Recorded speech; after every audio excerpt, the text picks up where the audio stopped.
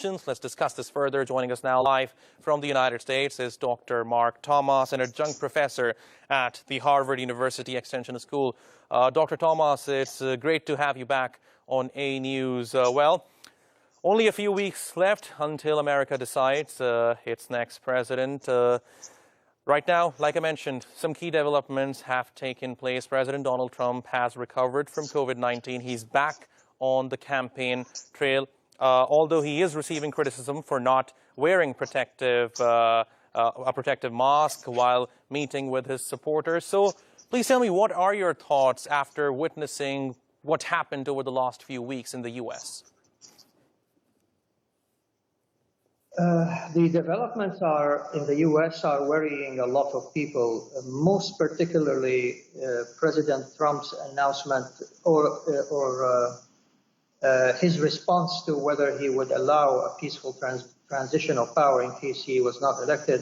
His unclear response has worried a lot of people, and some pundits are even thinking or warning of a civil war taking place in the United States as a result. I doubt that is. I think that is an exaggeration. I think there will be problems in case he loses the elections, but I think it will be limited. It would not be a civil war.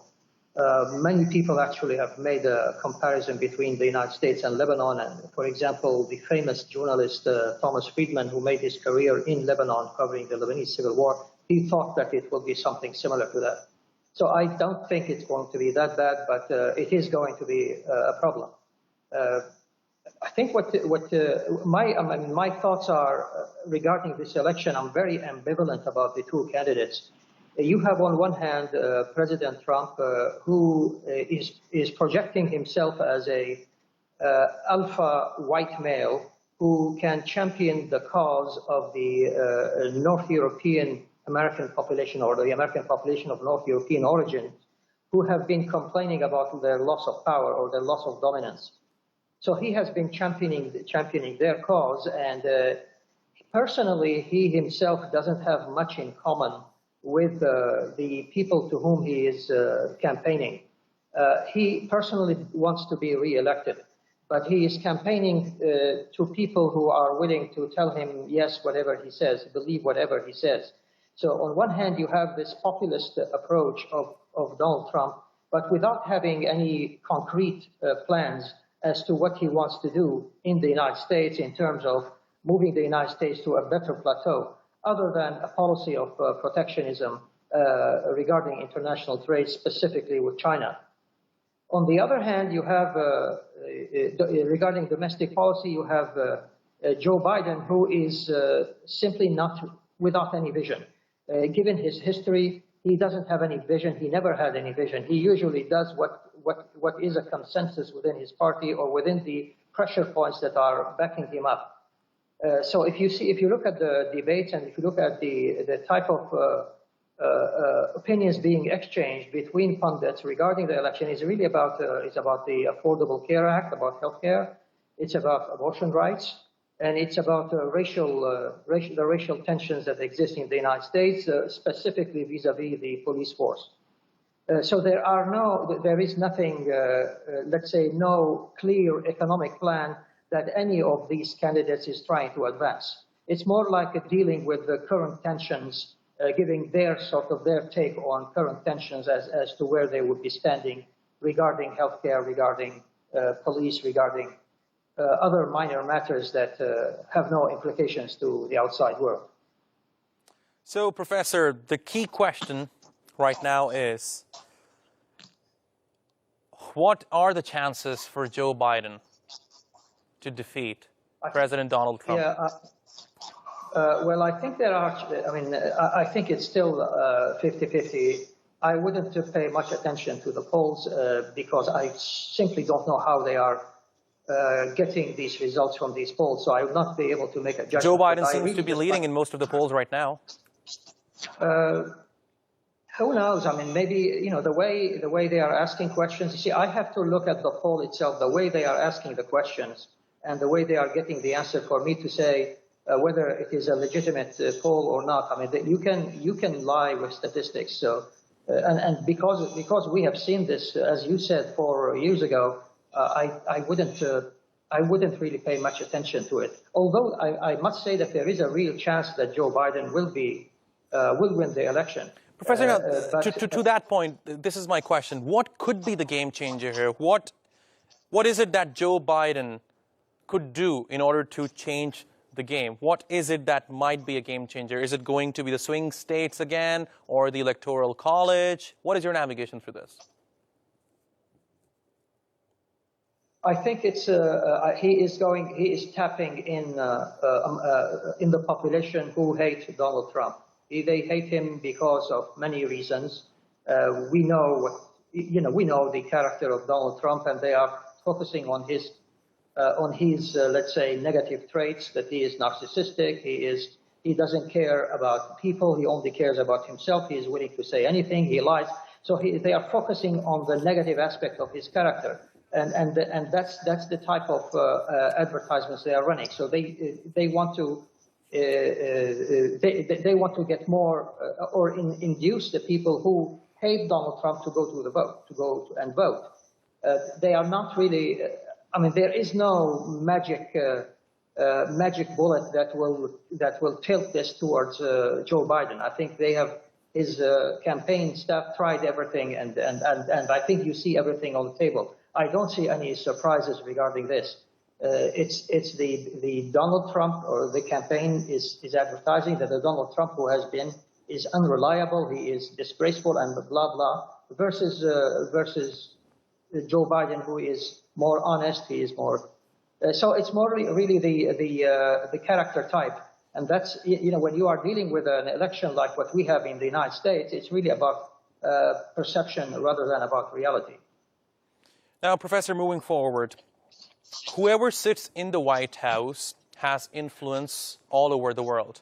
Many countries are affected by the U.S. presidential elections. I mean, U.S. has great influence in the region of Middle East, in many other regions across the world.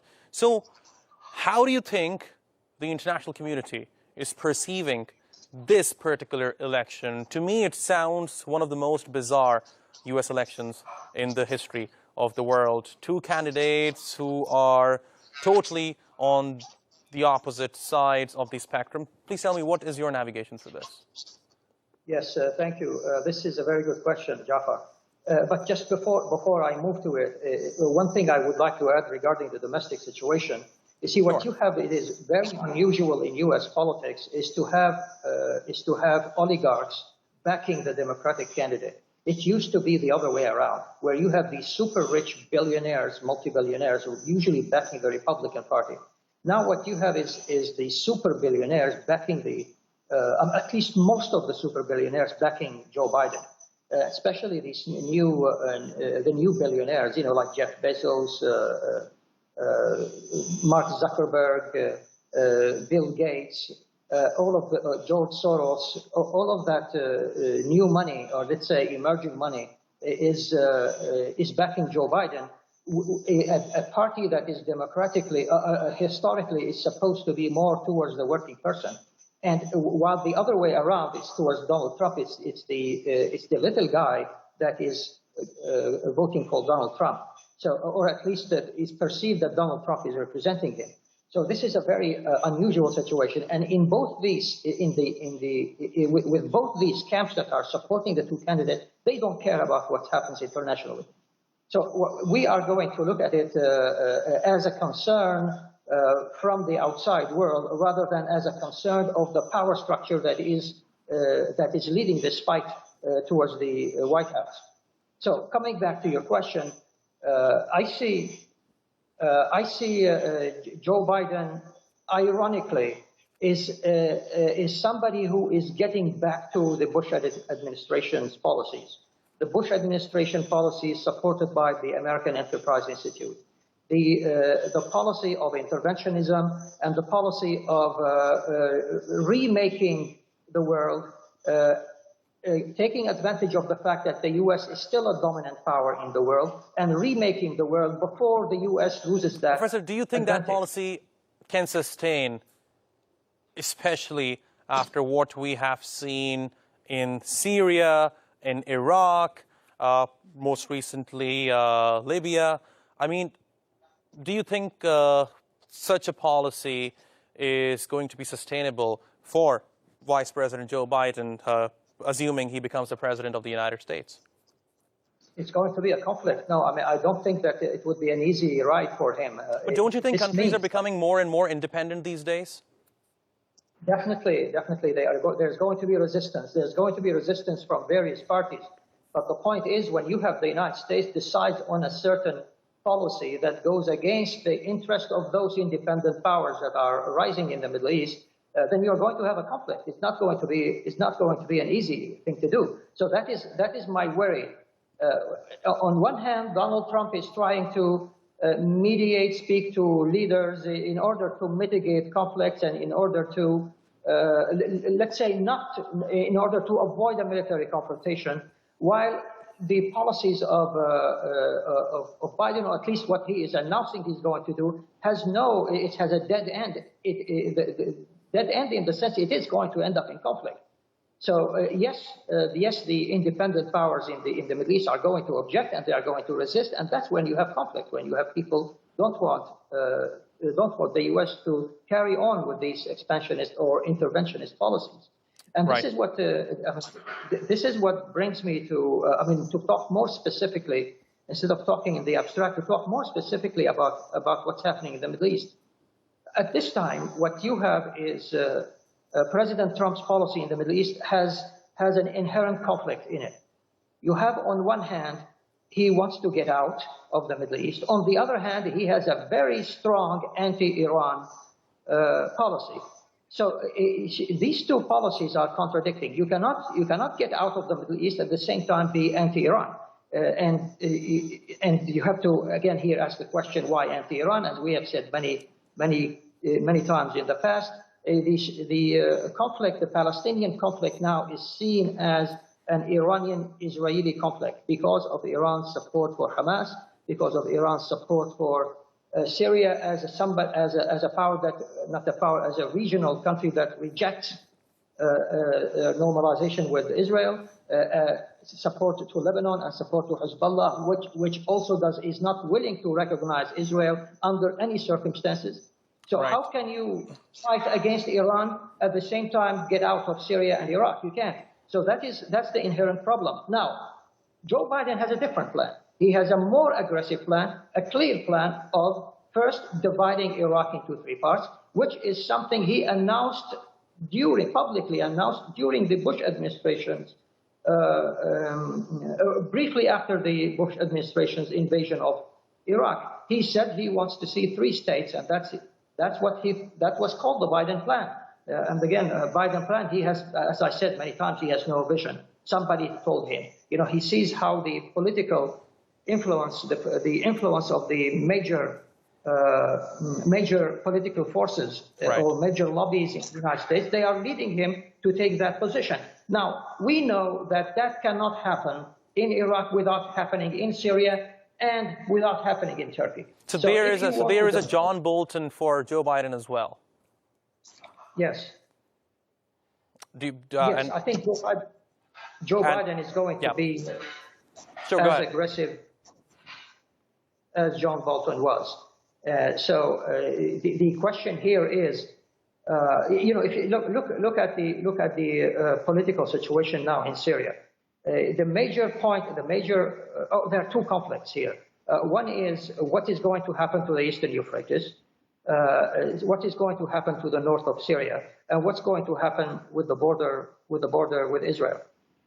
Regarding the Eastern Euphrates, the U.S. plan, including Donald Trump, Donald Trump doesn't personally support the plan, but that's where they are pushing him. They are pushing him towards having Eastern Euphrates independent. And independent who is going to control that area? They are militarily supporting the YPG, which is an offspring of the PKK, which means that if they do actually run that area, then you are talking about Turkey, because that area cannot be sustainable by itself without starting creating a project in Turkey. And Joe Biden was clear about that. He wants to topple the current Turkish government. He said that through supporting the opposition, but we don't know that. He could do anything. So I see the election of Joe Biden to be a very, let's say, a dangerous step or dangerous step towards in the Middle East, that we are going to be stepping up conflicts on all fronts. And he has also spoken about the Eastern Mediterranean. We have been seeing now Turkey is emerging as a power that is asserting itself in the Eastern Mediterranean, in the north towards Azerbaijan, in Syria, and many people don't like that. So they want Turkey as it used to be, the way it was designed by Mustafa Kemal. They don't want this new change that's happening in the year after the year 2000. So how are they going to do that? How are they going to put Turkey back in its place as a state that is, let's say, that is working within the orbit of NATO, within the orbit of the United States, and not outside doing its own things? This is going to be a serious challenge, and I think this is going to be one of the next, let's say, projects, American projects in the Middle East, if Joe Biden wins the election. Dr. Mark Tomass, I have many more questions on my mind, but unfortunately we are out of time. Thank you very much for talking to us on ANews. As always, we really appreciate your analysis. Thank you very much.